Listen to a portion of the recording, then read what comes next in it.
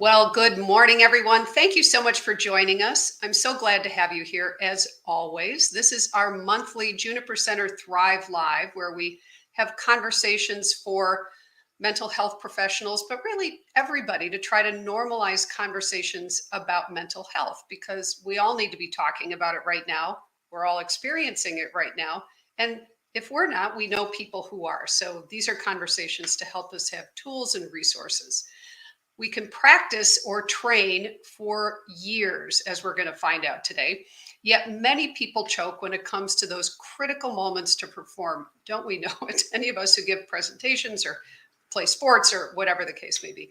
That ability to perform under pressure can make the difference between amateur and professional athletes. Even then, the mental health toll can be hard given the ongoing stress of essentially having to perform or get in the zone on command. So today we are so fortunate to have a really cherished colleague. I have to say that sounds a little corny, but I just really like Karla, and I appreciate her being here today. Darling, Dr. Karla Steingraber is welcome today by us. She's a licensed clinical. Wow, the wheels are just going to come off all of a sudden. It happens. It's that choking under pressure, right? Licensed clinical psychologist, certified mental games coach. She's the founder of Everest Strong Coaching and works in partnership with Dr. Jeffrey Fishbein, the official sports psychologist for the Chicago White Sox. Got through all of that. Welcome, Karla, to the Juniper Center Thrive Live.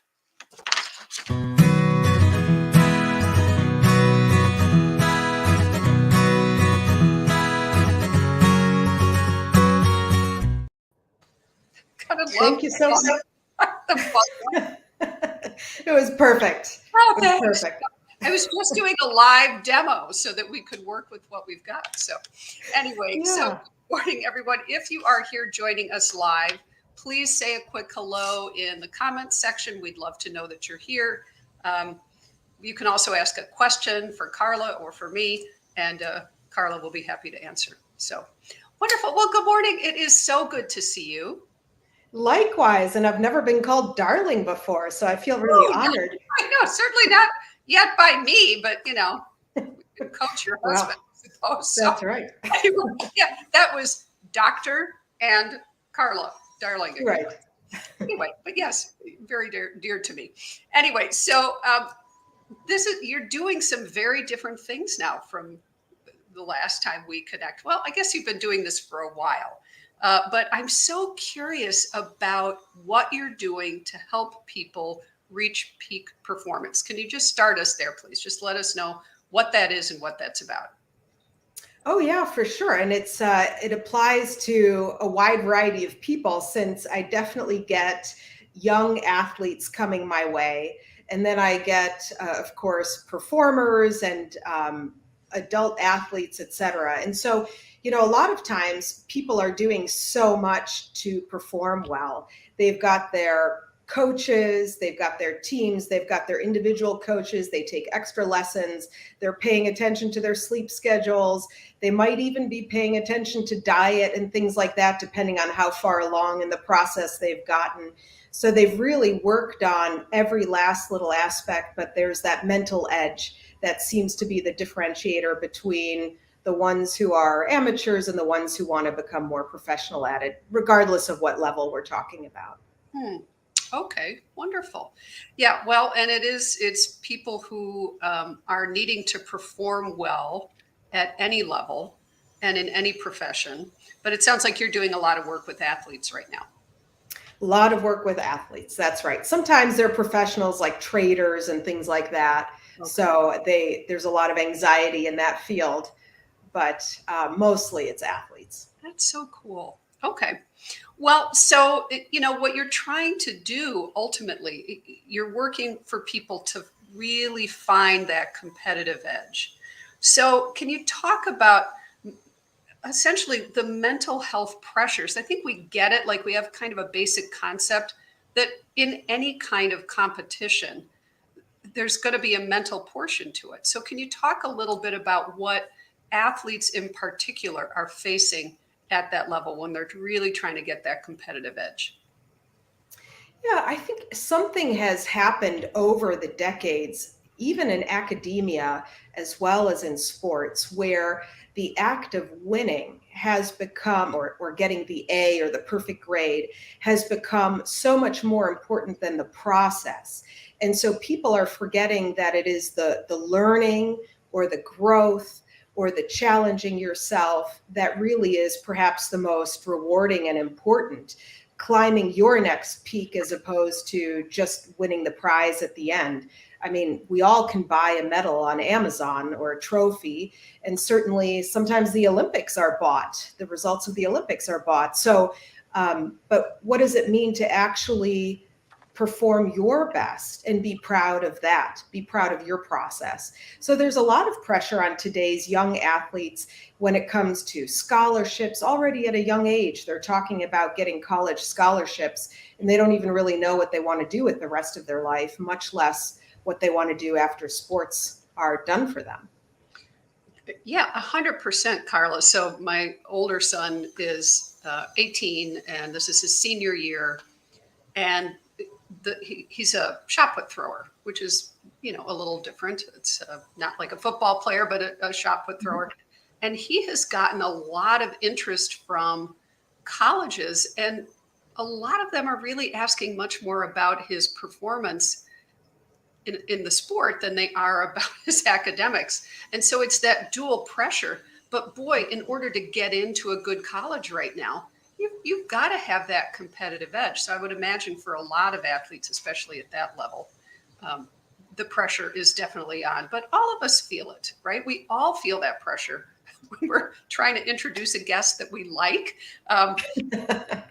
Hello from Cool Gamer, nice to see you. Or whether it is, somebody who is a professional athlete. So part of what we're talking about is how to find that edge on command, right? So it's different than you can just kind of get in your zone and you have your own process, but how do you get there on command? Well, certainly there are techniques that can be taught in how you, and I like to liken it to layers of the onion of getting into the zone. There's so many things that we can do in terms of starting to become more self-aware of where our mind is at, our body, our emotions. Are we in the optimal space in those three spheres to be competing at this moment? What is our tension level at? Because obviously when you're going to perform, you need a little bit of tension, a little bit of anxiety to give you that oomph, that desire to push forward, but not so much that you're crawling out of your skin or throwing up on the blocks or just freezing under pressure, which are all these issues that some of the athletes I've worked with face, where they can't pass the basketball. They've just frozen like a deer in headlights. So we work on various skill sets, various techniques to add to that process of getting into the zone. I mean, one example is we've all heard of the athlete that has the lucky pair of socks or shorts that they wear. And that's one little piece of it. Not everybody has that kind of a process, but some people have a very strict process before they compete. They watch the same movie. They eat the same breakfast. They put on their clothes in the same order. They do everything like that because it's one more step of getting into the zone, getting mentally ready for what lies ahead. Yeah, because that feels a little bit like magical thinking, like if I wear my lucky pair of underwear or whatever. But you're describing it more as a mental process. It's part of the mental prep. It's not Yeah. just magical. And who cares? I mean, whether they're lucky or not, if it helps the person feel like they perform better, why not? It seems like Why that. not? Right? Why not? That would be a really good thing. Right. And Carla, you understand this. I mean, you were a collegiate athlete, is that right?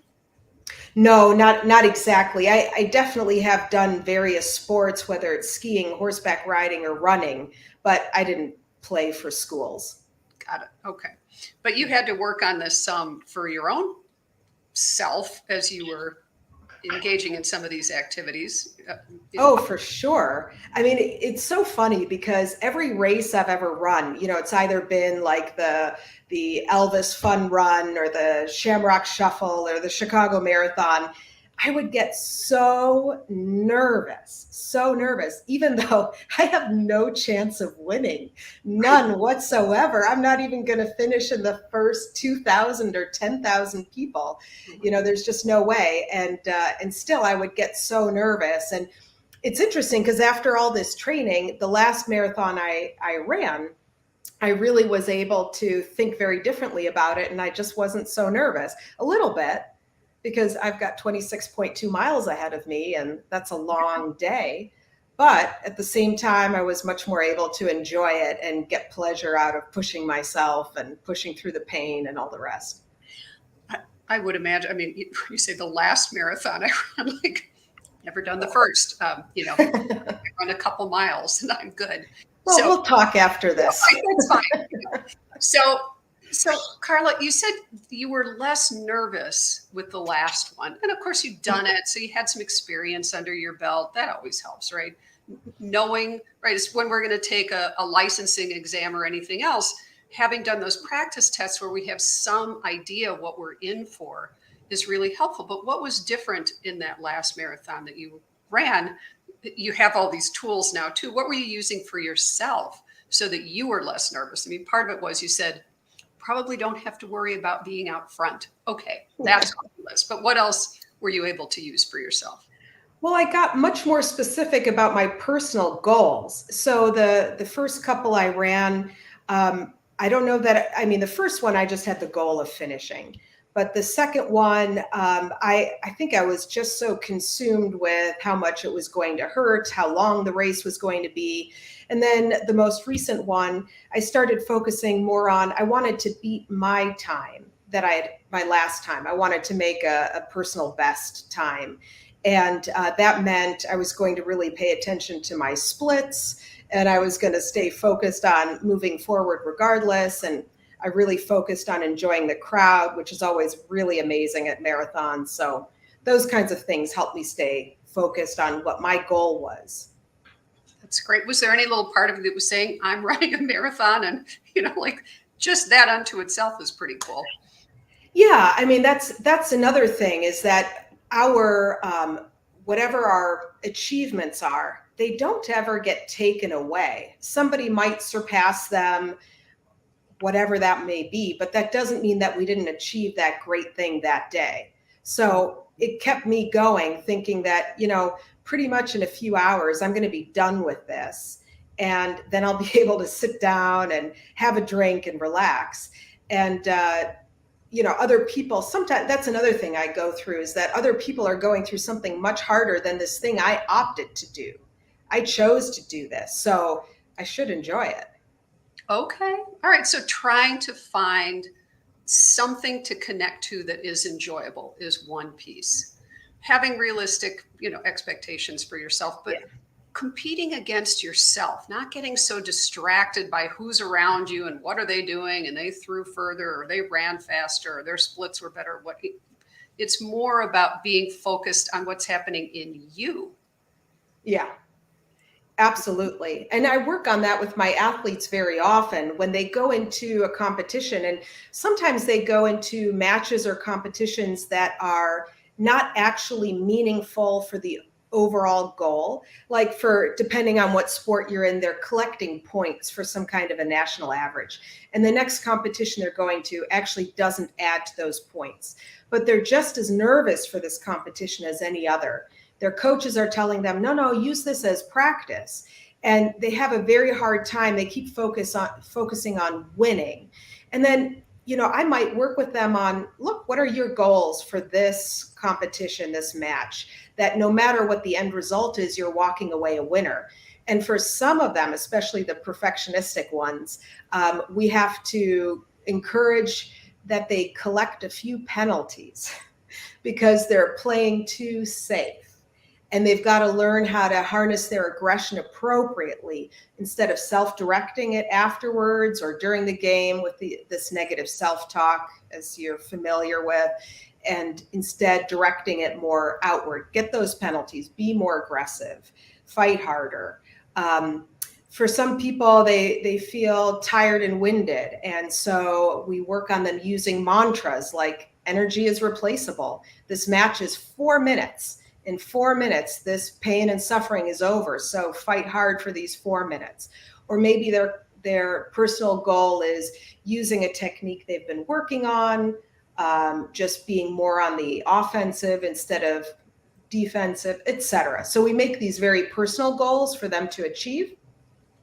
And they'll walk away a winner if they do what they set out to do. That's 100% within their control, instead of I want to win. And that depends on not just your competitor and how everybody's feeling that day, how everybody slept, what their nutrition level is, but it also depends on the refs. Right. There are variables that we can't control. So you're talking about the only variable that we can control, which is ourselves and our mindset and where we're putting our attention. So if we're thinking negatively and assessing everybody else and beating ourselves up, none of that is going to maximize performance. But if you not at all. Right. And that's what a lot of folks probably do, right? I mean, yeah, a lot. And then a lot. And they as well, who's saying, yeah, and we've got some really positive coaches, and we've got some that really focus on yelling and put downs and stuff like that. So, and then there are the parents. And this is the great differentiator between professional athletes who bring their kids to practice, their own practices. They drop them off and walk away. And the parents who haven't been professional athletes, who make sure they are double coaching their kids and giving them all the feedback that the kids didn't want to hear from them.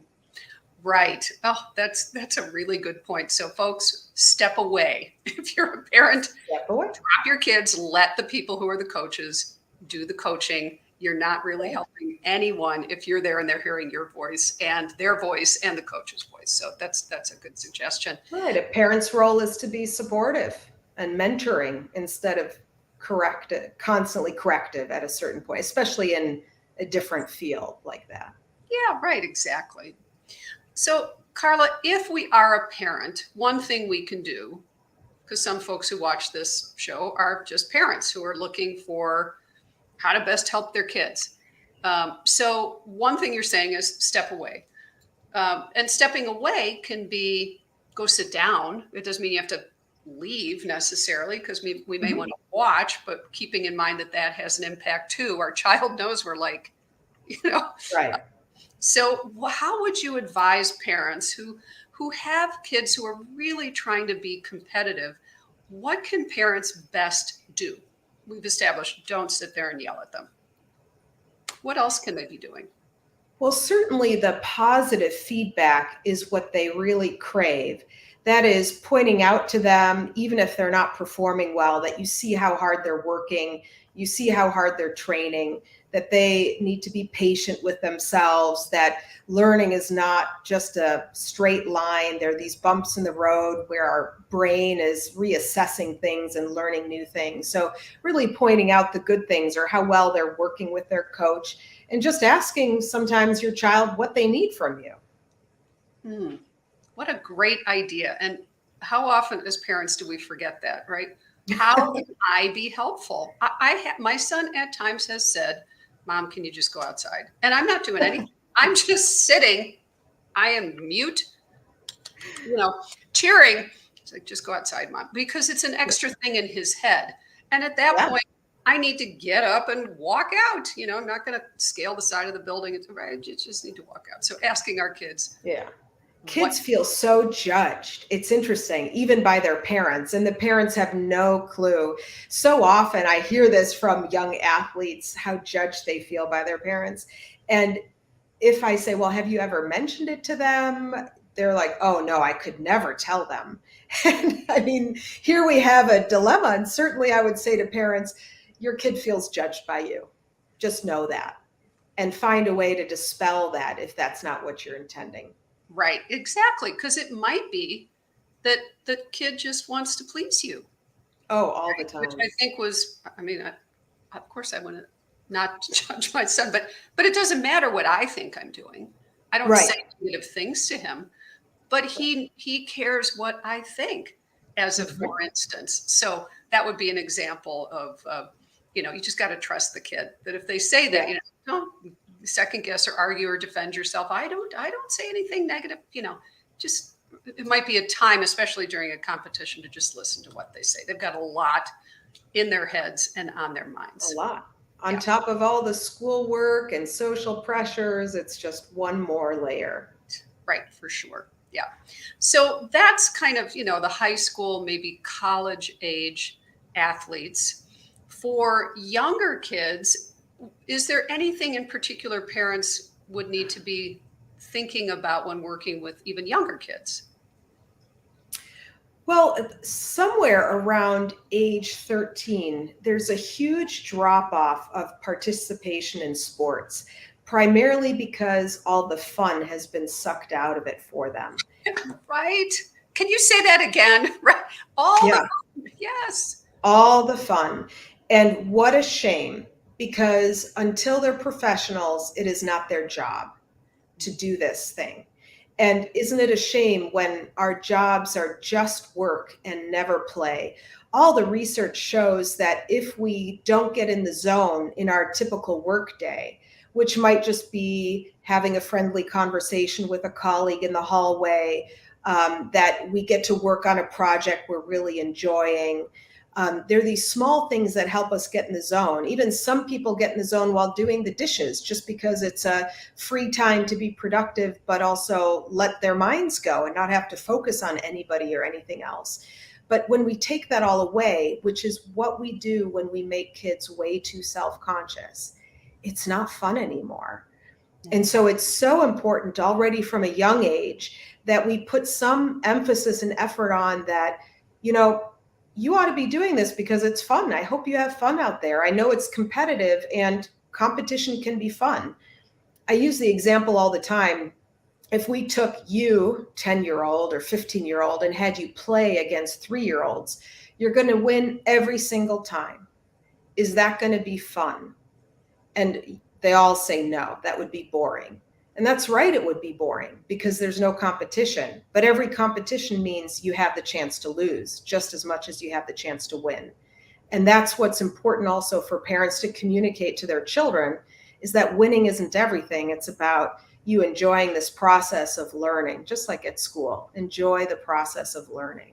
Mhm. I love that. Yeah, that is so true. That's sucking the fun out. I mean, I could, again, having teenagers who have tried various sports, if you have a great coach, it can stay a really fun sort of event. If not, boy, it's like, oh, get me out of here.